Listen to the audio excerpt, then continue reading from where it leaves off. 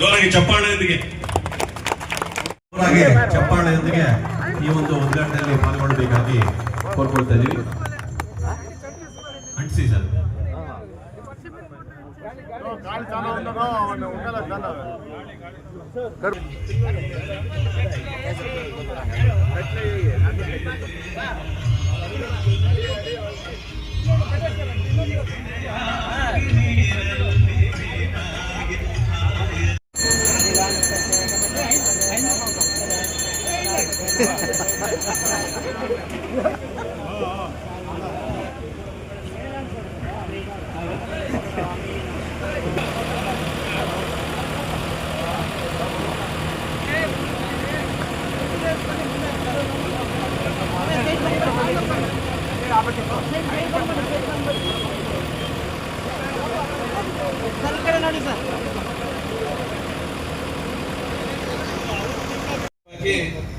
ಇಂದಿನ ಮುಖ್ಯಮಂತ್ರಿಗಳು ಮಾನ್ಯ ಸಿದ್ದರಾಮಯ್ಯ ಸಾಹೇಬರ ಅಮೃತಾಸ್ತದಿಂದ ನವೆಂಬರ್ 24ಕ್ಕೆ ಅಂತ ಕಾಣ್ತದೆ ಶಿಡ್ಲಘಟ್ಟದಲ್ಲಿ ನಡೆದಂಥ ಕಾರ್ಯಕ್ರಮದಲ್ಲಿ ನಾವು ಇದಕ್ಕೆ ಅಧಿಕೃತವಾಗಿ ಶಿಲಾನ್ಯಾಸವನ್ನು ನಾವು ಮಾಡಲಾಗಿದೆ. ಇದು ಕೇವಲ ಅದು ಟೆಂಡರ್ ಪ್ರಕ್ರಿಯೆ ಪ್ರಾರಂಭ ಆಗಿತ್ತು ಆ ಸಂದರ್ಭದಲ್ಲಿ. ಆದರೆ ನಂತರ ಟೆಂಡರ್ ಪ್ರಕ್ರಿಯೆ ಪೂರ್ಣ ಆಗಲಿಲ್ಲ. 2 ಸಭೆಯಲ್ಲೂ ರೀಟೆಂಡರ್ ಆಗಿದ್ದ ಕಾರಣದಿಂದ ಇದು ಕಾಮಗಾರಿ ತಡ ಆಯಿತು. ಅದರಿಂದ ಈಗಾಗಲೇ ಇದಕ್ಕೆ ಕಾಮಗಾರಿಗೆ ನಾವು ಅಧಿಕೃತವಾಗಿ ಇಂದಿನ ಮುಖ್ಯಮಂತ್ರಿಗಳಾಗಿರ್ತಕ್ಕಂಥ ಸಿದ್ದರಾಮಯ್ಯ ಸಾಹೇಬರು, ಅಂದಿನ ಉಪಮುಖ್ಯಮಂತ್ರಿಗಳಾಗಿರ್ತಕ್ಕಂಥ DK ಶಿವಕುಮಾರ್ ಅವರು ಮತ್ತು ಎಲ್ಲರ ಸಮ್ಮುಖದಲ್ಲಿ ಅದಕ್ಕೆ ಶಿಲಾನ್ಯಾಸವನ್ನು ಏರ್ಪಡಿಸಲಾಗಿದೆ. ಈಗ ಸರಳವಾಗಿ ಇದು ಕಾಮಗಾರಿ ಪ್ರಾರಂಭ ಮಾಡುವಂಥದ್ದಕ್ಕೆ ಮಾತ್ರ ನಾವು ಇವತ್ತು ಇಲ್ಲಿ ಕಾರ್ಯಕ್ರಮ ಇಟ್ಕೊಂಡಿದ್ದೀವಿ. ಈ ಕಾರ್ಯಕ್ರಮದ ವೇದಿಕೆಯಲ್ಲಿ ಉಪಸ್ಥಿತರು ಕಳೆದ 2004ರಿಂದ 2013ರ ಅವಧಿಯ ಒಳಗೆ ನಾನು ನಗರದಲ್ಲಿ ಅಭಿವೃದ್ಧಿ ಕೆಲಸಗಳನ್ನು ಪ್ರಾರಂಭ ಮಾಡಿದಂಥ ಸಂದರ್ಭದಲ್ಲಿ ಇಡೀ ಬೆಸ್ಕಾಂನ ವ್ಯಾಪ್ತಿಯಲ್ಲಿ ಪ್ರಪ್ರಥಮವಾಗಿ ಬೆಂಗಳೂರನ್ನು ಹೊರತುಪಡಿಸಿ ಕೇಬಲ್ ಅಳವಡಿಕೆಗೆ ಚಾಲನೆ ಕೊಟ್ಟಿರ್ತಕ್ಕಂಥದ್ದು ಹಿಂದೆ ಮಣಿವಣ್ಣನ್ ಅಂತಕ್ಕಂಥ IAS ಅಧಿಕಾರಿಗಳು ಇದ್ದಾರೆ. ಅವರು ಬೆಸ್ಕಾಂನ MD ಇದ್ದಂಥ ಸಂದರ್ಭದಲ್ಲಿ ನಾನು ಅವರಿಗೆ ವಿನಂತಿ ಮಾಡಿ 3 ಕೋಟಿ ರೂಪಾಯಿಯನ್ನ ಚಿಂತಾಮಣಿಯ ನಮ್ಮ ಕೋಲಾರ ವೃತ್ತದಿಂದ ಗಜಾನನ ಸರ್ಕಲ್ವರೆಗೂ ಅಲ್ಲಿವರೆಗೂ ಕೇಬಲ್ ಹಾಕಬೇಕು ಅಂತ ಹೇಳಿ, ಮತ್ತೆ ಬಹುಶಃ ಇನ್ನು ಮುಂದೇನೂ ತಗೊಂಡು ಹೋಗ್ಬೇಕು ಅಂತ ಹೇಳಿ ಒಂದು ಪ್ರಯತ್ನ ಮಾಡಿದೆ. ನಂತರ ನಾನು ಇದಕ್ಕೆ ಒಂದು ಒಳ್ಳೆ ಆಧುನಿಕ ತಂತ್ರಜ್ಞಾನದ ಸ್ಪರ್ಶ ಆಗಬೇಕು ಅಂತ ಹೇಳಿ ಏನು MG ರಸ್ತೆ ಅಭಿವೃದ್ಧಿಯನ್ನು ನಾವು ತೆಗೆದುಕೊಂಡಿದ್ವಿ. ಸುಮಾರು 15 ಕೋಟಿ ರೂಪಾಯಿಯಲ್ಲಿ MG ರಸ್ತೆ ಪಾದಚಾರಿ ಮಾರ್ಗ ಫುಟ್ಪಾತ್ನ ಅಭಿವೃದ್ಧಿಯನ್ನು ತೆಗೆದುಕೊಂಡಿದ್ವಿ. ಫುಟ್ಪಾತ್ ಹೆಂಗೆ ಅಂದರೆ ಗ್ರನೈಟ್ ಫುಟ್ಪಾತ್ ಆಗಬೇಕು ಅಂತ ಹೇಳಿ ಚೇಳೂರು ಸರ್ಕಲಿಂದ ಚೇಳೂರು ರಸ್ತೆ ಮತ್ತು ಕೋಲಾರ ಸರ್ಕಲಿಂದ ಈ ಕಡೆ ಶಿಡ್ಲಘಟ್ಟ ಸರ್ಕಲ್ವರೆಗೂ ಎಲ್ಲೆಲ್ಲಿ ಸಾಧ್ಯ ಆಗುತ್ತೆ ಅಲ್ಲೆಲ್ಲ ಕಾಂಕ್ರೀಟ್ ಇದು ಗ್ರನೈಟ್ ಫುಟ್ಪಾತ್, ಗ್ರನೈಟ್ ಕರ್ವ್ ಬಹುಶಃ ಬೇರೆ ಎಲ್ಲೂ ಮಾಡಿರಲಿಲ್ಲ. ನಾನು ಅಂದು ಇದ್ದಂಥ PWD ಸಚಿವರಾಗಿದ್ದಂಥ ಉದಾಸಿ ಅವರನ್ನು ಒಪ್ಪಿಸಿ ಮೊದಲು ಹಾವೇರಿಯಲ್ಲಿ ಮಾಡಿಸುವಂಥದ್ದಕ್ಕೆ ಅವರಿಗೆ ಪುಸಲಾಯಿಸಿ ಅವರು ಹಾವೇರಿಯಲ್ಲಿ ಮಾಡಿದ ಮೇಲೆ ನಂತರ ಚಿಂತಾಮಣಿಗೆ ನಾನು 15 ಕೋಟಿ ರೂಪಾಯಿ ಅವತ್ತು ತಂದುಕೊಂಡಿದ್ದೆ. ಸುಮಾರು 1 ವರ್ಷ ಟೆಂಡರ್ ಪ್ರಕ್ರಿಯೆ ತಡ ಆಯಿತು. ಕಾರಣ ಗ್ರನೈಟ್ ಕೆಲಸ ಮಾಡಿರ್ತಕ್ಕಂಥ ಗುತ್ತಿಗೆದಾರರು ಸಿಗದೇ ಇರೋ ಕಾರಣದಿಂದ ತಡ ಆಯಿತು. ಅದರಲ್ಲಿ ನಾವು ಈ ಅಂಡರ್ಗ್ರೌಂಡ್ ಕೇಬಲ್ಗೆ ಡಕ್ಟಿಂಗ್ ಮಾಡಿದ್ವಿ. ಡಕ್ಟಿಂಗ್ ಅಂದರೆ 1 ಅಡಿ ಗಾತ್ರದ 1 ಅಡಿ ವಿಸ್ತಾರದ ಸಿಮೆಂಟ್ ಪೈಪನ್ನು ಚೇಳೂರು ರಸ್ತೆ ಮತ್ತು ಕೋಲಾರ ರಸ್ತೆಯಲ್ಲಿ ನಾವು ಚೇಳೂರು ಸರ್ಕಲ್ವರೆಗೂ ಹಾಕ್ಸಿರುವಂಥದ್ದಿದೆ. ಈಗಲೂ ನೀವು ಫುಟ್ಪಾತ್ನಲ್ಲಿ ಇರ್ತಕ್ಕಂಥ ಕಲ್ಲನ್ನು ಎತ್ತಿಬಿಟ್ಟು ಕೆಳಗಡೆಗೆ ಹಾಕಿದ್ರೆ ಈಗ ಅಲ್ಲಿ ಕೇಬಲ್ ಇದೆ, ಡಕ್ಟಿಂಗ್ ಆಗಿದೆ. ಅವಾಗ ಮಣಿವಣ್ಣನ್ ಅವರಿಗೆ ಕೇಳಿ ನಾನು 3 ಕೋಟಿ ರೂಪಾಯಿ ಕೇಬಲ್ಗೆ HT ಲೈನ್ಗೆ ನಾನು ಮಂಜೂರು ಮಾಡಿಸಿದ್ದೆ. ಕೇಬಲ್ ಸಹ ಹಾಕಿದ್ರು. ಬಹುಶಃ ಭಾಳ ಪ್ರತಾಪ್ ನೋಡಿರ್ತಾರೆ. ಕೇಬಲ್ಲು ಎಳೆದಿದ್ರು. ಅವಾಗ ಸಮಸ್ಯೆ ಬಂತು. HT ಹೈ ಟೆನ್ಷನ್ ಕೇಬಲ್ ಮತ್ತು ಲೋ ಟೆನ್ಷನ್ LT ಕೇಬಲ್ ಒಟ್ಟಿಗೆ ಹೋಗೋದಿಲ್ಲ, ಅದಕ್ಕೆ ಒಟ್ಟಿಗೆ ಹೋಗೋದಕ್ಕಾಗೋದಿಲ್ಲ ಅಂದಾಗ ನಾವೇ ಅಲ್ಲಿ ಸ್ಪಾಟ್ ವಿಸಿಟ್ ಮಾಡಿ ಆಯ್ತು HT ಲೈನ್ ಅನ್ನ ಪೈಪಲ್ಲಿ ಡಕ್ಟಿಂಗ್ ಅಲ್ಲಿ ಹಾಕೋಣ, LT ಲೈನ್ ಅನ್ನ ಡ್ರೈನ್ ಏನ್ ಮಾಡಿದೀವಿ, ಡ್ರೈನ್ ನಾವು ಫುಟ್ಪಾತ್ ಕಮ್ ಡ್ರೈನ್ಗೆ ಅದನ್ನ ಎತ್ತರ ಮಾಡಿದ್ವಿ. ಡ್ರೈನ್ ಅಲ್ಲಿ ಅದಕ್ಕೆ LT ಅನ್ನ ಕ್ಲಾಂಪಿಂಗ್ ಮಾಡೋಣ. ಕ್ಲಾಂಪ್ ಮಾಡಿಬಿಟ್ಟು ಅದನ್ನ ಫಿಕ್ಸ್ ಮಾಡೋಣ, ಹಂಗೆ ಮಾಡೋಣ ಅಂತೇಳಿ ಪ್ಲಾನ್ ಮಾಡೋಣ. ಅವತ್ತು ಅನ್ಕೊಂಡೆ ಬಹುಶಃ ಮುಂದಿನ ದಿನಗಳಲ್ಲಿ ಇಡೀ ತಾಲೂಕಿನಲ್ಲಿ ಇಡೀ ಟೌನಲ್ಲಿ ಮನೆ ಮುಂದೆ ಇವತ್ತು ಗೊತ್ತಿದೆ ತಮಗೆ, ಯಾರು ಸೈಟು 1 ಇಂಚು ಕೂಡ ಯಾರು ಬಿಟ್ಟು ಬಿಲ್ಡಿಂಗ್ ಕಟ್ಟಲ್ಲ. ಈಗ ಎದುರು ನೋಡ್ತಾ ಇದೀವಿ ಎಲ್ಲ ಎಷ್ಟೆಷ್ಟು ಕಟ್ಟಿದ್ದಾರೆ, ಯಾವ ರೀತಿ ಕಟ್ಟಿದ್ದಾರೆ ಅಂತ ಹೇಳಿ. ಸೆಟ್ ಬ್ಯಾಕ್ ಅನ್ನೋದಕ್ಕೆ ಯಾರಿಗೂ ಅದ್ರ ಬಗ್ಗೆ ಅರ್ಥನೂ ಗೊತ್ತಿಲ್ಲ. ಸೆಟ್ ಬ್ಯಾಕ್ ಅದಕ್ಕೆ ಏನು ಸೆಟ್ ಬ್ಯಾಕ್ ಅಂದ್ರೆ ಅನ್ನೋದು ಬರೀ ಯಾರಿಗೂ ಗೊತ್ತಿರಲ್ಲ. ಅವ್ರ ಸೈಟ್ ಎಷ್ಟಿದೆ ಅಷ್ಟು ಪೂರ್ತಿ ಕಟ್ಬಿಡೋದು. ಈಗ ಎಲೆಕ್ಟ್ರಿಕ್ ಕಂಬ ಎಲ್ಲಾದ್ರೂ ಹಾಕೊಳ್ಳಿ, ರೋಡ್ ಹಾಕೊಳ್ಳಿ, ಬಿಡಿಯೋದ ಪರಿಸ್ಥಿತಿ. ಇವೆಲ್ಲ ಒಂದು ವ್ಯವಸ್ಥಿತವಾಗಿ ಆಗ್ಬೇಕು ಅಂದಾಗ ನಾವು ಯೋಚನೆ ಮಾಡಿದ್ವಿ, ಹೋಗಿ ಇದಕ್ಕೆ ಎಂಟಿ ಲೈನ್ ಕೂಡ ಮುಂದೆ ಇರ್ತಕ್ಕಂಥ ಡ್ರೈನ್ ಅಲ್ಲಿ ಕ್ಲಾಂಪಿಂಗ್ ಮಾಡೋಣ ಅಂತಕ್ಕಂಥ ಆಲೋಚನೆ ಇಟ್ಕೊಂಡು ಅವತ್ತು ಈ ಕೆಲಸನ ಕಂಡಿದ್ದೆ. ಆದ್ರೆ 2013 ಚುನಾವಣೆ ಸೋತ ಮೇಲೆ ಕೇಬಲ್ ಕೆಲಸ ಅದೇ ರೀತಿ ಉಳಿದೋಯ್ತು. ಫೀಡರ್ ಪಿಲ್ಲರ್ ಬಾಕ್ಸ್ ಅಂತ ಬರ್ತದೆ, ದೊಡ್ಡ ದೊಡ್ಡ ಗಾತ್ರದ್ದು ಈಗಲೂ MG ರೋಡ್ ಇದೆ. ಅದು ನಾವಾಗ್ಸಿರೋದಲ್ಲ, ಅದ್ರದ್ದು ಕತೆ ಹೇಳ್ತೀನಿ ನಾನು. ಏನೇನ್ ಆಗಿದೆ ಅದಾದ ನಂತರ ಅನ್ನುವಂಥದ್ದು ಕತೆ ಎಲ್ಲರಿಗೂ ಗೊತ್ತಿರ್ಬೇಕು. ನಾವು ಆಚೆ ಕೇಬಲ್ ಬಿಟ್ಟಿದ್ದು, ಆದ್ರೆ ಅದನ್ನ ಮುಂದೆ ತೆಗೆದುಕೊಳ್ಳುವಂಥದ್ದಕ್ಕೆ ಯಾರಿಗೂ ಶ್ರದ್ಧೆ ಇರಲಿಲ್ಲ. ಬದಲಾದಂಥ ವ್ಯವಸ್ಥೆಯಲ್ಲಿ ಅವ್ರಿಗೆ ಅದ್ರ ಬಗ್ಗೆ ಅರಿವಿರಲಿಲ್ಲ.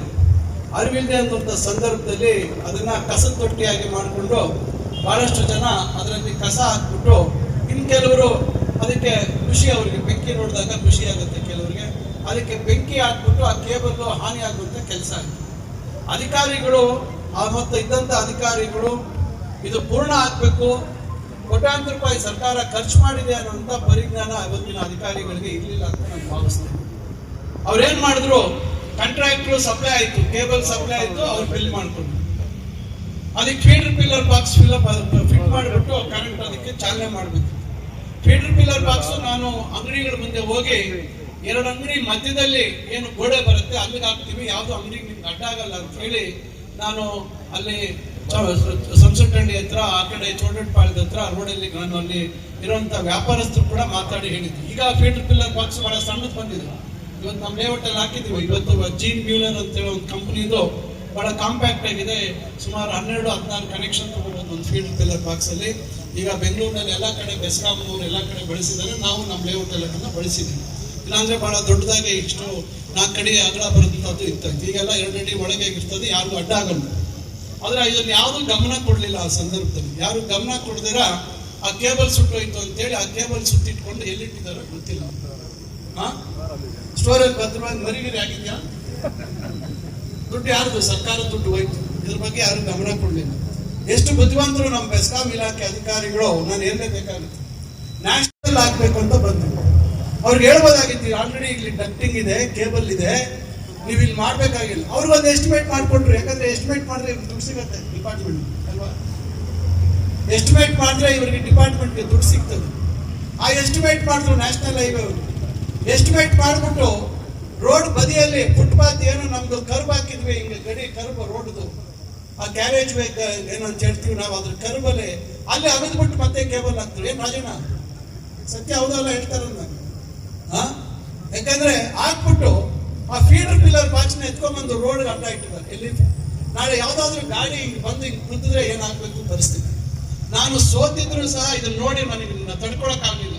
ಮಾಹಿತಿ ಎಕ್ಕಲ್ಲಿ ಮಾಹಿತಿ ಕೇಳಿದೆ, ಆಮೇಲೆ ಹೇಳಿದೆ, ಇದು ಏನಾದ್ರೂ ಈ ತರ ಯಾರಾದ್ರೂ ವಾಹನ ಬಂದು ಕುದ್ಬಿಟ್ರೆ ಒಂದು ಫೀಡರ್ ಪಿಲ್ಲರ್ ಬಾಕ್ಸ್ಗೆ ಆಗುವಂತ ನಷ್ಟ, ಪ್ರಾಣ ಹಾನಿಗೆ ಯಾರು ಜವಾಬ್ದಾರಿ ಅಂದ್ರೆ ಏನಿಲ್ಲ, ಅದು ಕುದ್ದಿದ ತಕ್ಷಣ ಬ್ರೇಕ್ ಡೌನ್ ಆಗ್ಬಿಡುತ್ತೆ, ಕರೆಂಟ್ ಬರಲ್ಲ ಅಂತ ಹೇಳಿ. ಅಂದ್ರೆ ಇವತ್ತಿಗೆ ಅದು ಕೂಡ ಚಾಲು ಆಗಿಲ್ಲ. ಇವತ್ತಿಗೆ ಹಾಕಿರುವಂತ ನ್ಯಾಷನಲ್ ಹೈವೇ ಅವ್ರು ಹಾಕಿರುವಂತ ಕೇಬಲ್ ಇವತ್ತಿಗೂ ಅದು ಚಾರ್ಜ್ ಆಗಿಲ್ಲ. ಆಗಿದ್ಯಾ? ಯಾರಾದ್ರೂ ಗಮನಿಸಿದೀರಾ? ಆಗಿಲ್ಲ, ಇವತ್ತಿಗೂ ಆಗಿಲ್ಲ. ಫೀಡರ್ ಪಿಲ್ಲರ್ ಬಾಕ್ಸ್ ಭಾಗ ಡೋರ್ಗಳು ಕಿತ್ತೋಗಿದೆ, ಅದ್ ಹಿಂದೆ ಮುಂಡಿಗಳೆಲ್ಲ ಯಾರೋ ಅವರು ಇವರು ಅಲ್ಲಾಡಿಸಿ ಬಿಟ್ಟೆ ಹೋಗಿದ್ರು. ಅಂದ್ರೆ ಎಷ್ಟು ಯಾವ ರೀತಿ ವ್ಯವಸ್ಥೆ, ಇವೆಲ್ಲ ಗಮನಿಸದೇ ಇದ್ದ ಸಂದರ್ಭದಲ್ಲಿ ಏನು ಆಗ್ಬೋದು ಅನ್ನೋದನ್ನ ನಾನು ನಿಮ್ಮ ಮುಂದೆ ಹೇಳ್ತಾ ಇದ್ದೀನಿ. ನಾನು ಯಾರನ್ನೇ ಟೀಕೆ ಮಾಡ್ಬೇಕು ಅಂತಲ್ಲ, ಯಾವ ರೀತಿ ಒಂದು ಆಡಳಿತ ನಡೆಸುವಂತವರ ಗಮನ ಈ ಕಡೆ ಇಲ್ಲದೆ ಇದ್ರೆ, ಜವಾಬ್ದಾರಿಯ ಹೊತ್ಕೊಂಡವರ ಗಮನ ಈ ಕಡೆ ಇಲ್ಲದೆ ಇದ್ರೆ ಏನು ಆಗತ್ತೆ ಅನ್ನೋದನ್ನ ನಾನು ನಿಮ್ಗೆ ಹೇಳಕ್ ಬಯಸ್ತಾ ಇದ್ದೇನೆ. ಅದರಿಂದ ಅವತ್ತಿನಿಂದ ನನಗಿತ್ತು ಇದೇನಾದ್ರೂ ಮಾಡ್ಬೇಕು ಅಂತ ಹೇಳಿ ನಾನು ಹೇಳಿದೆ. ಶಿವಶಂಕರ್ ಅವ್ರಿಗೆ, ಶ್ರೀನಾಥ್ ಅವ್ರಿಗೆ ಹೇಳಿದೆ, ನೀವು ಎಸ್ಟಿಮೇಟ್ ಮಾಡಿ, ನಾನು ಜಾಗ್ ಸಾಹೇಬ್ರ ಹತ್ರ ಮಾತಾಡ್ತೀನಿ, ಏನಾದ್ರೂ ಮಾಡಿ ಆ ಹಿಂದಿನ ಕನಸು ನನಸಾಗಬೇಕು. ಈ ಓವರ್ ಹೆಡ್ ಲೈನ್ಸ್, ದೊಡ್ಡ ದೊಡ್ಡ ಸ್ಪನ್ ಪೋಲ್ಸ್ ಇವೆಲ್ಲ ಹೋಗ್ಬೇಕು. ಆದಷ್ಟು ಒಂದು ರೀತಿ ಬದಲಾವಣೆ ಆಗ್ಬೇಕು ನಮ್ಮ ಟೌನ್ ಅಲ್ಲಿ ಅಂತ ಹೇಳಿ ನಾನು ಒಂದು ಎಸ್ಟಿಮೇಟ್ ರೆಡಿ ಮಾಡಿದಾಗ ಅವರು 1 ಕೋಟಿ 118-19 ಕೋಟಿಗೆ 116 ಕೋಟಿಗೆ ಮಾಡಿದ್ರು. ಏನು HT ಲೈನು ಮತ್ತೆ LT ಲೈನ್ ಕೂಡ. LT ಲೈನ್ ಅಂದ್ರೆ ಅಂಡರ್ಗ್ರೌಂಡ್ ಆಗೋದಿಲ್ಲ. LT ಲೈನು ನಾವು ಏರಿಯಲ್ ಬಂಚ್ ಹಿಂದೆ ನಾನು MG ರೋಡ್ ಅಗಲ ಮಾಡುವಂತ ಸಂದರ್ಭದಲ್ಲಿ ಇಡೀ ಈ ಒಂದು 2 ಜಿಲ್ಲೆಯಲ್ಲಿ ಪ್ರಪ್ರಥಮ ಬಾರಿ ಆ ಸಂದರ್ಭದಲ್ಲಿ ನಾನು ಅಲ್ಲಿ ಏರಿಯಲ್ ಬಂಚ್ ಕೇಬಲ್ ಹಾಕ್ಸಿದ್ದೆ. ನಾನು ಏನು ಟ್ವಿಸ್ಟ್ ಆಗಿರುವಂತ ಕೇಬಲ್ ನೀವು ನೋಡಿರ್ತೇವೆ, ವೈರ್ ಇರಲ್ಲ, ಕೇಬಲ್ ಇರ್ತದೆ. ಅದನ್ನ ಆ ಕಾಲದಲ್ಲೇ ನಾನು 2005-6ರಲ್ಲಿ ಹಾಕ್ಸಿರೋದು. ಅವತ್ತು ಶಿವಮೊಗ್ಗ ಬಿಟ್ರೆ ಬೇರೆ ಎಲ್ಲೂ ಇರ್ಲಿಲ್ಲ ಅಂತ ಹೇಳ್ತಾ ಇದ್ದಾರೆ ಅಶೋಕ್. ಇವೆಲ್ಲ ನಾವು ಮುಂದಾಲೋಚನೆ ಇಟ್ಕೊಂಡು ಮಾಡಿರುವಂತ, ಇವೆಲ್ಲ ನಾವು ಇಟ್ಕೊಂಡು ಆಗ ಮಾಡಿರುವಂತದ್ದು. ಅದನ್ನ ಈಗ ಮತ್ತೆ ಅದನ್ನ ಮಾಡ್ಬೇಕು ಅಂತ ಹೇಳಿದಾಗ ನನಗೆ ಹೇಳಿದ್ರು, ಒಂದೇ ಸತಿ ಅಷ್ಟು ಬೇಡ, ಈಗ ನಾವು ಫಸ್ಟ್ HT ಲೈನ್ ಕೊಡ್ತೀವಿ, ಆಮೇಲೆ ಅಂಡರ್ಗ್ರೌಂಡ್ ಕೇಬಲ್ಗೆ ಹಣ ಕೊಡ್ತೀವಿ ಅಂತ ಹೇಳಿ ಪಾಪ ಅವರು ಜಾರ್ಜ್ ಸಾಹೇಬ್ರು ಬೋರ್ಡ್ ಮೀಟಿಂಗ್ ಅಲ್ಲಿ ಇಟ್ಟು ಅದನ್ನು ಪಾಸ್ ಮಾಡಿ ನಮಗೆ ಅವಕಾಶ ಮಾಡಿಕೊಟ್ರು. ಈಗ ಸುಮಾರು 41-42 ಕೋಟಿ GST ಸೇರಿ, ಗೊತ್ತಿದೆ ನಿಮಗೆ 18% GST ಹೋಗುತ್ತೆ ಇವತ್ತು. ಅದರಿಂದ ಈಗ ಇದು ಟೆಂಡರ್ ಆಗಿ ಇವತ್ತು ಸುಮಾರು 8 ತಿಂಗಳು ಇದು ಟೆಂಡರ್ ಪ್ರಕ್ರಿಯೆ ನಡೀತು. ಇವತ್ತು ಈಗ ಕಾಮಗಾರಿಗೆ ನಾವು ಇಲ್ಲಿ ಚಾಲನೆ ಮಾಡ್ತಾ ಇದ್ದೀವಿ. ಈ ಕಾಮಗಾರಿ ಆಗತ್ತೆ ಅನ್ನೋ ಕಾರಣದಿಂದನೇ ಏನು ಇಲ್ಲಿ ಈ ರಸ್ತೆ ಅಭಿವೃದ್ಧಿ ಇತ್ತು, ಫುಟ್ಪಾತ್ ಅಭಿವೃದ್ಧಿ ಇತ್ತು, ಅದನ್ನ ವಿಳಂಬ ಮಾಡಿರುವಂತದ್ದಕ್ಕೂ ಅದೇ ಕಾರಣ. ಬಹಳಷ್ಟು ಜನ ಏನಿದು ಕರ್ಬ್ ಹಾಕಿ ಬಿಟ್ಬಿಟ್ಟಿದ್ದಾರೆ, ಏನು ಮುಂದೆ ಮಾಡಲಿಲ್ಲ ಅಂತ ಹೇಳಿ. ಈಗ ಇವರು ಮತ್ತೆ ಇಲ್ಲಿ ಡ್ರಿಲ್ಲಿಂಗ್ ಮಾಡಿದಾಗ ಅಲ್ಲೆಲ್ಲ ಇದಾಗತ್ತೆ, ಮತ್ತೆ ಅದಕ್ಕೊಂದು ತೊಂದರೆ ಆಗುತ್ತೆ ಬೇಡ ಅನ್ನೋ ಕಾರಣಕ್ಕೋಸ್ಕರ ಬೇಗ ಇದು ಇವತ್ತಾಗುತ್ತೆ ನಾಳೆ ಆಗುತ್ತೆ ಅಂತ. ಯಾಕಂದ್ರೆ ಇದೀಗ ನಾವು ಸುಮಾರು 1.5-2 ತಿಂಗಳಿಂದ ಈ ಕೇಬಲ್ ಟೆಸ್ಟಿಂಗ್ ಆಗಬೇಕು. ಕೇಬಲ್ ಟೆಸ್ಟಿಂಗ್ ಆಗಿ ಕೇಬಲ್ ಅವರು ಸರ್ಟಿಫಿಕೇಶನ್ ಕೊಡಬೇಕು, ಈ ಕೇಬಲ್ ಹಾಕ್ಬಹುದು ಇವರು ಅಂತ ಹೇಳಿ. ಇವೆಲ್ಲ ಪ್ರಕ್ರಿಯೆಗಳು ಲೇಟ್ ಆಯ್ತು. ಇವೆಲ್ಲ ಪ್ರಕ್ರಿಯೆಗಳ ಲೇಟ್ ಆಗಿ ಸ್ವಲ್ಪ ಈ ಕೆಲಸಗಳನ್ನ ಸ್ವಲ್ಪ ತಡೆ ಮಾಡಿದ್ವಿ, ಸ್ವಲ್ಪ ಹಿಂದೆ ಇಡುವಂಥದ್ದು ಮಾಡಿದ್ವಿ.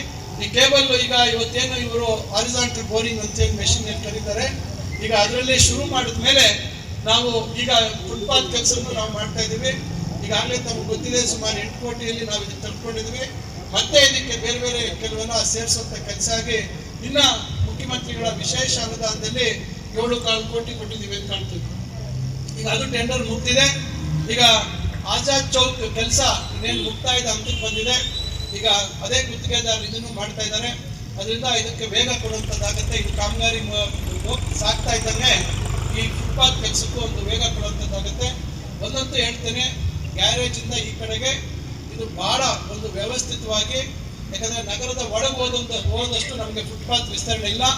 ಇಲ್ಲಿರೋದನ್ನ ಬಹಳ ಅಚ್ಚುಕಟ್ಟಾಗಿ ಬಹಳ ಒಂದು ತಾವೆಲ್ಲ ಮೆಚ್ಕೊಳ್ಳುವಂತ ರೀತಿಯಲ್ಲಿ ಅದನ್ನ ವಿನ್ಯಾಸವನ್ನ ನಾವು ಮಾಡಿದ್ದೇವೆ. ಅದಕ್ಕೆ ನಮ್ಮ AW ರಘುನಾಥ್ ಅವರು ಸಹ ಬಹಳಷ್ಟು ನಮಗೆ ಸಹಕಾರ ಕೊಟ್ಟಿದ್ದಾರೆ. ಈಗೇನು ಆಜಾದ್ ಚೌಕ್ ಯಾವ ರೀತಿ ಬದಲಾವಣೆ ನೀವು ನೋಡ್ತಾ ಇದ್ದೀರಾ, ಇನ್ನ 2-3 ದಿವಸದಲ್ಲಿ ನೋಡಿ ಏನೇನಲ್ಲಿ ವ್ಯವಸ್ಥೆಗಳನ್ನ ನಾವಲ್ಲಿ ಅನುಷ್ಠಾನ ಮಾಡ್ತೀವಿ ಅಂತಕ್ಕಂಥದ್ದು. ಅದೇ ರೀತಿ ಕೋಲಾರ ಕ್ರಾಸಲ್ಲೂ ಕೋಲಾರ ಸಂತಲ್ಲೂ ಕೂಡ ಅದನ್ನು ನಾವು ಮಾಡ್ತಾ ಇದ್ದೀವಿ. ಇನ್ನ ಕೆಲವು ಎಲಿಮೆಂಟ್ಸ್ ಸೇರಿಸ್ತಾ ಇದ್ದೀವಿ.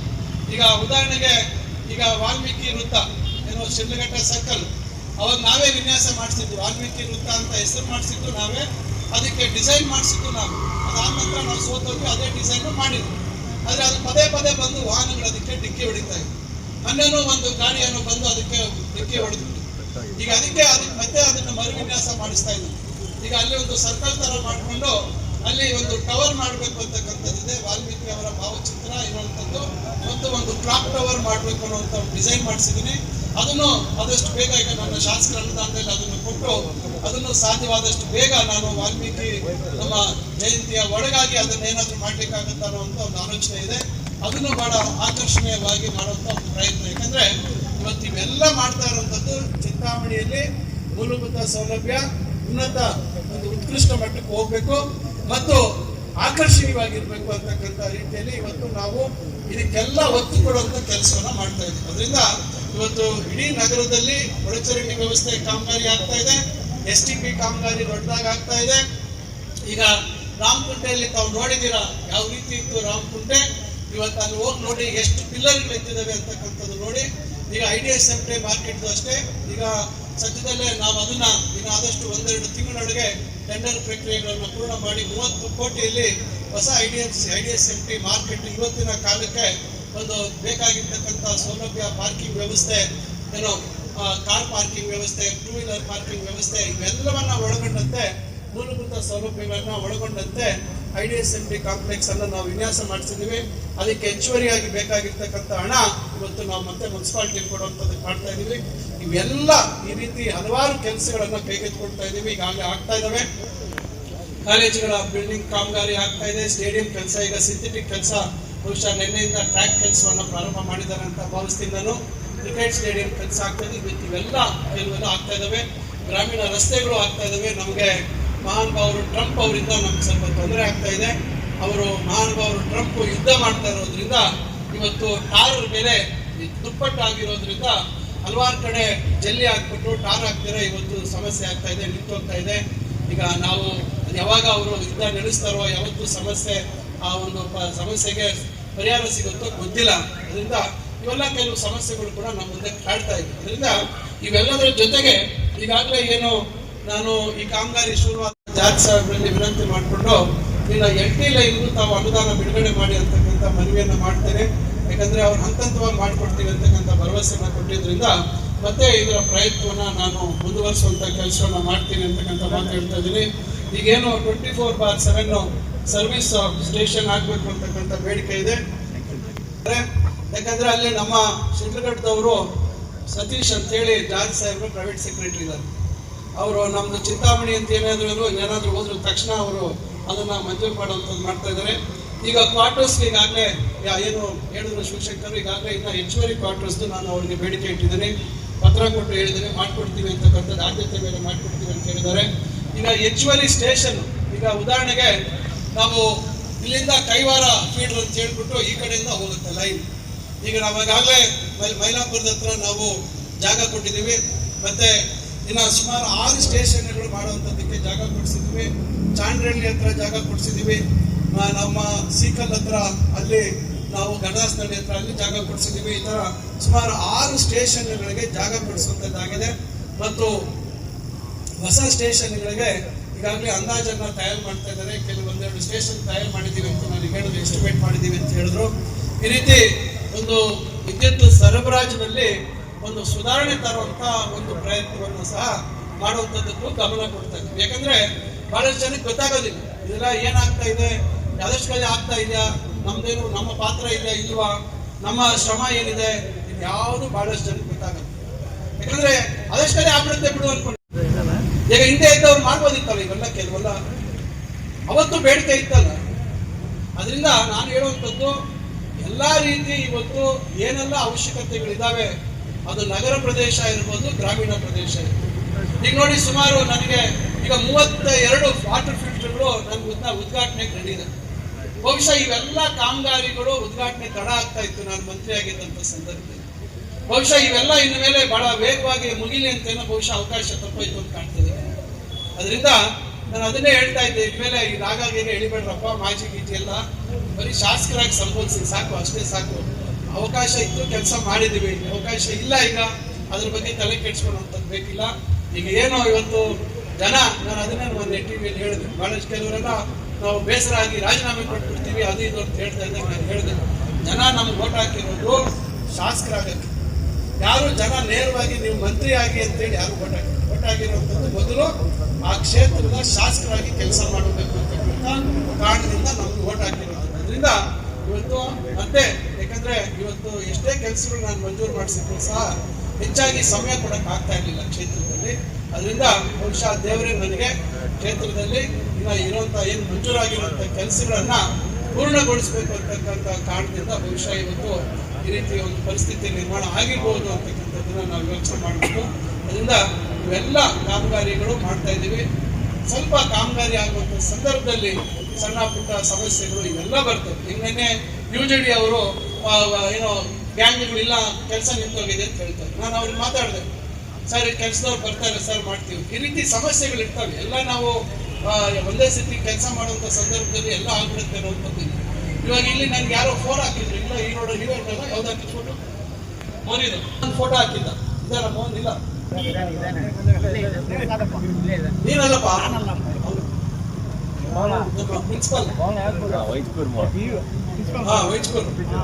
ಅವ್ರು ಹಾಕಿದ್ದ. ನಾನು ತಕ್ಷಣ ಇಂಜಿನಿಯರ್ ಕಳಿಸಿ ಇಲ್ಲಿ ನೋಡಿದ್ವಿ, ಇಲ್ಲಿ ಅಲ್ಲೊಂದ್ ಕಡೆ ಟ್ರೈನು ಒಂದ್ ರೀತಿ ಸರಿಯಾಗಿ ಇದಾಗಿರ್ಲಿಲ್ಲ. ಈಗ ಅದಕ್ಕೆ ನಾವು ಅದಕ್ಕೆ ಸ್ಲ್ಯಾಬ್ ಹಾಕ್ಬಿಟ್ಟು ಅದನ್ನ ಸರಿಯಾಗಿ ಮಾಡಬೇಕು. ಅದಕ್ಕೆ ರೋಡ್ ಇತ್ತು, ಅಲ್ಲಿ ಟ್ರೈನು ಆಚೆ ಪ್ರೊಜೆಕ್ಟ್ ಆಗಿತ್ತು, ಓಪನ್ ಟ್ರೈನ್ ಇತ್ತು. ಈಗ ಅದನ್ನು ಕೂಡ ಮುಚ್ಚಬೇಕು ಅಂತಕ್ಕಂಥದ್ದು. ಇವೆಲ್ಲ ಒಂದೊಂದು ಯಾರೆಲ್ಲ ನನಗೆ ವಾಟ್ಸಪ್ ಅಲ್ಲಿ ಈ ತರ ಇದೆ ಸಮಸ್ಯೆ ಅಂದ್ರೆ, ಈಗ ಇಲ್ಲೆಲ್ಲ ಒಂದ್ ಕಡೆ ಯೂಶಲಿ ಓವರ್ಫ್ಲೋ ಆಗ್ತಾ ಇತ್ತು, ಇಲ್ಲಿ ಮೇಲ್ಗಡೆ. ಇವೆಲ್ಲ ನಾವು ಒಂದೊಂದು ಯಾರು ಇವತ್ತು, ಯಾಕಂದ್ರೆ ತಂತ್ರಜ್ಞಾನ ಇರೋದ್ರಿಂದ ಇವಾಗ ಬಹಳಷ್ಟು ಜನ ನೇರವಾಗಿ ನನಗೆ ಫೋಟೋ ಸಮೇತ ಇಂಥ ಜಾಗ ಅಂತ ಹೇಳ್ಬಿಟ್ಟು ವಾಟ್ಸಪ್ ಮುಖಾಂತರ ಆಗ್ತಾರೆ. ತಕ್ಷಣ ನಾನು ಸಂಬಂಧಪಟ್ಟ ಮುನ್ಸಿಪಾಲಿಟಿ ನಮ್ಮ ಕಮಿಷನರ್ಗೆ, ನಮ್ಮ ಬೇರೆ ನಮ್ಮ ಬಾಬು ಅವರಿಗೆ, ಇಂಜಿನಿಯರ್ಗಳಿಗೆ ಹಾಕಿ ಇದನ್ನ ಏನ್ ಮಾಡ್ಬೇಕು, ತಕ್ಷಣ ಯಾವ ರೀತಿ ಮಾಡ್ಬೇಕು ಅಂತ ನಾನು ತಕ್ಷಣ ಅದನ್ನ ಕ್ರಮ ತೆಗೆದುಕೊಳ್ಳುವಂತ ಕೆಲಸ ಮಾಡ್ತೀನಿ.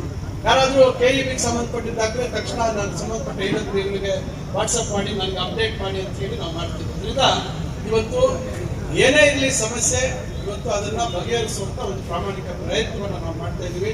ಅದರಿಂದ ನಾನು ತಮ್ಮೆಲ್ಲ ಕೋರೋದಿಷ್ಟೇ, ತಾಳ್ಮೆಯಿಂದ ಇರಿ, ಇನ್ನ ಟೈಮ್ ಇದೆ. ಏನೇನು ಬದಲಾವಣೆ ಆಗ್ತದೆ ತಾವು ಕಣ್ಣಾರೆ ನೋಡ್ತೀರಾ, ತಾವು ಸಂತೋಷ ಪಡ್ತೀರಾ ಅನ್ನೋದು ಒಂದು ಕಡೆ. ಆದ್ರೆ ನಾನು ತಮ್ಮಲ್ಲಿ ವಿನಂತಿಸ್ಕೊಳ್ಳೋದು, ತಮ್ಮಲ್ಲಿ ಕಳಕಳಿಯಾಗಿ ನಾನು ವಿನಂತಿಸ್ಕೊಳ್ಳೋದು ಇಷ್ಟೇ, ದಯವಿಟ್ಟು ಇಷ್ಟೆಲ್ಲ ನಾವು ಏನಾದರೂ ಬದಲಾವಣೆ ತಂದಿರುವಂಥದ್ದನ್ನ, ಇದು ನಮ್ಮದು, ನಮ್ಮೂರಿಗೋಸ್ಕರ ಚೆನ್ನಾಗಿ ಮಾಡ್ಕೊಂಡು ಹೋಗ್ಬೇಕು ಅನ್ನೋಂಥ ಅದು ನಮ್ಮೆಲ್ಲರಿಗೂ ಬರಬೇಕು. ಈ ರೋಡಲ್ಲಿ ನೀವು ಲೈಟ್ಗಳೆಲ್ಲ ಎಲೆಕ್ಟ್ರಿಕ್ ಪೋಲ್ಸ್ ಎಲ್ಲ ಬದಲಾಯಿಸ್ತೀವಿ, ಸೈಡಲ್ಲೂ ಲೈಟ್ಸ್ ಹಾಕ್ತೀವಿ, ಫುಟ್ಪಾತಲ್ಲೂ ಲೈಟ್ಸ್ ಬರ್ತದೆ, ಸೆಂಟ್ರ್ ಮೀಡಿಯನ್ನಲ್ಲೂ ನಾವು ಚೇಂಜ್ ಮಾಡ್ತೀವಿ, ಮೀಡಿಯನ್ ಕೂಡ ಬದಲಾಯಿಸ್ತೀವಿ, ಮೀಡಿಯನ್ ಕೂಡ ಎತ್ತರ ಮಾಡಬೇಕು ಅಂತಿದ್ದೀವಿ. ಇವೆಲ್ಲ ಕೆಲವೆಲ್ಲ ಬದಲಾವಣೆಗಳು ತರ್ತೀವಿ. ಇದು ಕಾಮಗಾರಿ ಸ್ವಲ್ಪ ಕಾರಣಾಂತರದಿಂದ ವಿಳಂಬ ಆಗ್ತಾ ಇದೆ ಬಿಟ್ರೆ ಇವೆಲ್ಲವನ್ನು ಮಾಡುವಂಥದ್ದಕ್ಕೆ ಮಾಡ್ತಾ ಇದ್ದೀವಿ. ಅದರಿಂದ ನಾನು ತಮ್ಮಲ್ಲಿ ಕಳಕಳಿಯ ಪ್ರಾರ್ಥನೆ ಮಾಡುವಂಥದ್ದು, ದಯವಿಟ್ಟು ಈಗೇನು ಆಜಾದ್ ಚೌಕಲ್ಲಿ ಮಾಡಿದ್ದೀವಿ, ಅಲ್ಲಿ ಮಕ್ಕಳು, ಸಣ್ಣ ಮಕ್ಕಳು ಆಟ ಆಡಬೇಕು. ಬಹುಶಃ 7-8 ವರ್ಷದ ಒಳಗಿರೋ, 7 ವರ್ಷ 8 ವರ್ಷದ ಒಳಗಿರೋಂಥ ಮಕ್ಕಳು ಆಟ ಆಡುವಂಥದ್ದಕ್ಕೆ ಅಲ್ಲಿ ವ್ಯವಸ್ಥೆ ಮಾಡ್ತೀವಿ. ಮಕ್ಕಳು ಏನೋ ಪೋಷಕರು ಮಧ್ಯಾಹ್ನ ಸಾಯಂಕಾಲ ಆದರೆ ಬಂದು ಅಲ್ಲಿ ಕೂತ್ಕೊಂಡು ಮಕ್ಕಳು ಆಟ ಆಡಲಿ ಅಲ್ಲಿ ಅಂತೇಳಿ, ಹಂಗೆ ಅಲ್ಲಿ ದೊಡ್ಡ ಪರದೆ ಇದೆ, LED ವಾಲು. ಆ LED ವಾಲಲ್ಲಿ ಏನಾದರೂ ಕಾರ್ಯಕ್ರಮಗಳು ಅಥವಾ ನಾವು ಮಾಡುವಂಥ ಅಭಿವೃದ್ಧಿ ಕೆಲಸಗಳು ಇನ್ನೆಲ್ಲ ಇವೆಲ್ಲ ನೋಡುವಂಥದ್ದು ಆಗಬೇಕು. ಮಕ್ಕಳು ಸ್ವಲ್ಪ ಆಟ ಆಡಿದ್ಮೇಲೆ ಮತ್ತೆ ಹಂಗೆ ಮನೆ ಕರ್ಕೊಂಡು ಹೋಗ್ಬೋದು ಅಂದ್ರೆ ಅವ್ರು ಇನ್ನೂ ಅಲ್ಲಿ ಅದನ್ನ ವೆಲ್ಡ್ ಮಾಡ್ತಾ ಇದ್ದಾರೆ. ಆಗಲೇ ದೊಡ್ಡವರೆಲ್ಲ ಹೋಗಿ ಎಳೆಯೋದು ಮಾಡೋದು ಮಾಡ್ತಾರೆ. ಏನ್ ಮಾಡ್ಬೇಕು ಹೇಳಿ, ನಾವು ಹಿಂಗೆ ಹೇಳ್ಬೋದು. ಅಲ್ಲೊಂದು ಫೌಂಟನ್ ತರ ಹಾಕಿದ್ದೀವಿ, ಸಿಂಪಲ್ ಆಗಿ ಒಂದು ಫೌಂಟನ್, ರೆಡಿಮೇಡ್ ಫೌಂಟನ್. ಅದ್ರ ನಾಜಲ್ ಹಿಂದೆ ಮುಂದೆ ತಿರುಗಿಸೋದು, ಆ ಕೆಳಗಡೆ ಲೈಟ್ ಇದೆ, ನೀರಲ್ಲಿ ಲೈಟ್ ಇದ್ರೆ ಆ ಲೈಟ್ ಕೈ ಹಾಕೋದು, ಇವೆಲ್ಲ ಮಾಡಕ್ ಹೋಗ್ತಾರೆ. ನಾನು ಹೇಳೋದು ಇದೆಲ್ಲ ಯಾಕೆ ದಯವಿಟ್ಟು ಅಲ್ಲಿ ಮಾಡಕ್ ಹೋಗ್ಬೇಕು. ಪೂರ್ತಿ CCTV ಕ್ಯಾಮರಾ ಹಾಕ್ಸಿದೀವಿ. ಹರಿಹರ ಸ್ವಾಮಿ ದೇವಸ್ಥಾನ ಸುತ್ತಲೂ ಇವತ್ತು ಫುಟ್ಪಾತ್ ಆಗಿದೆ, ಕ್ಲೀನ್ ಆಗಿದೆ. ನಾನು ಮೊನ್ನೆ ಹೇಳಿದೆ, ನಮ್ಮ ಇವ್ರನ್ನ ಬಾಬು ಕಳಿಸಿದ್ದೆ, ಈಗೇನಲ್ಲಿ ತಿಂಡಿ ತಿನಿಸುಗಳು ಮಾಡುವಂತ ಹೋಟ್ಲಿದ್ದಾರೆ.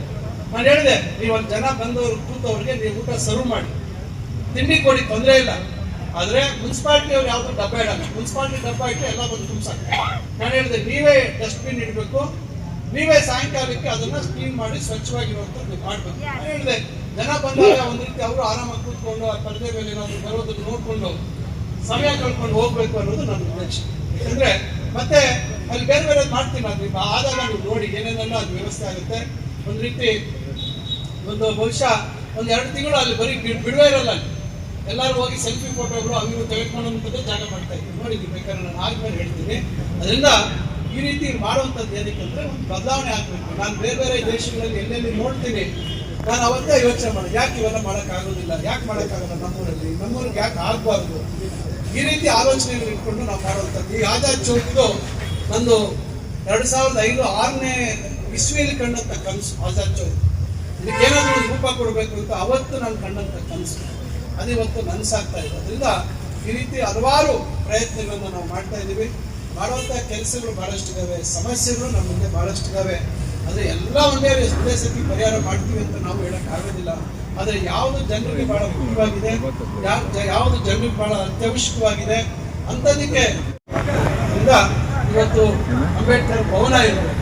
ಬಹುಶಃ ಎಲ್ಲರೂ ನೋಡ್ಬೇಕಾಗಿತ್ತು, ಎಲ್ಲರೂ ಒಂದ್ಸತಿ ಬಂದು ಏನಿದು ಅಂಬೇಡ್ಕರ್ ಭವನ, ಬರೀ ಟೇಬಲ್ ಚೇರ್ ಹಾಕಿ AC-ಯಲ್ಲಿ ಕೊಡುವಂಥದ್ದಲ್ಲ.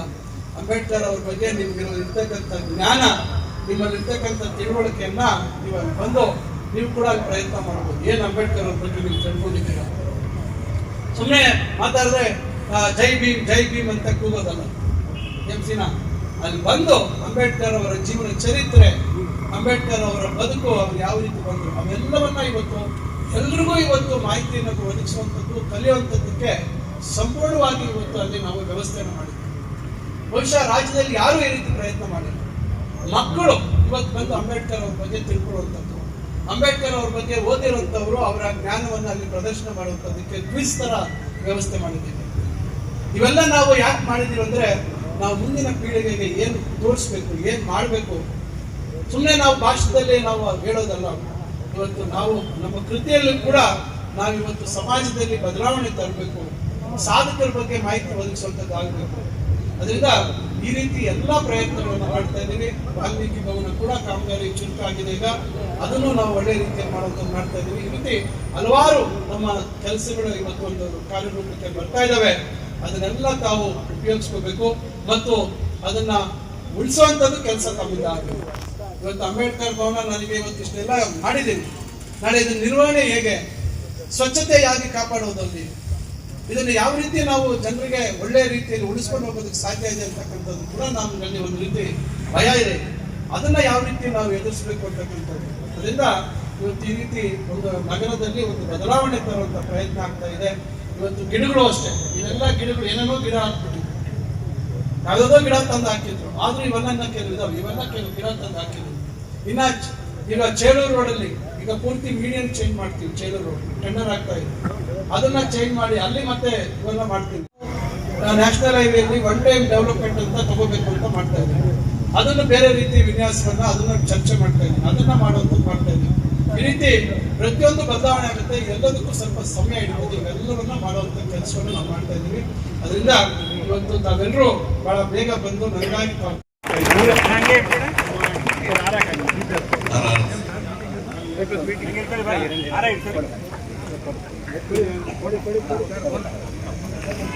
ಹೇಳಿದೆ.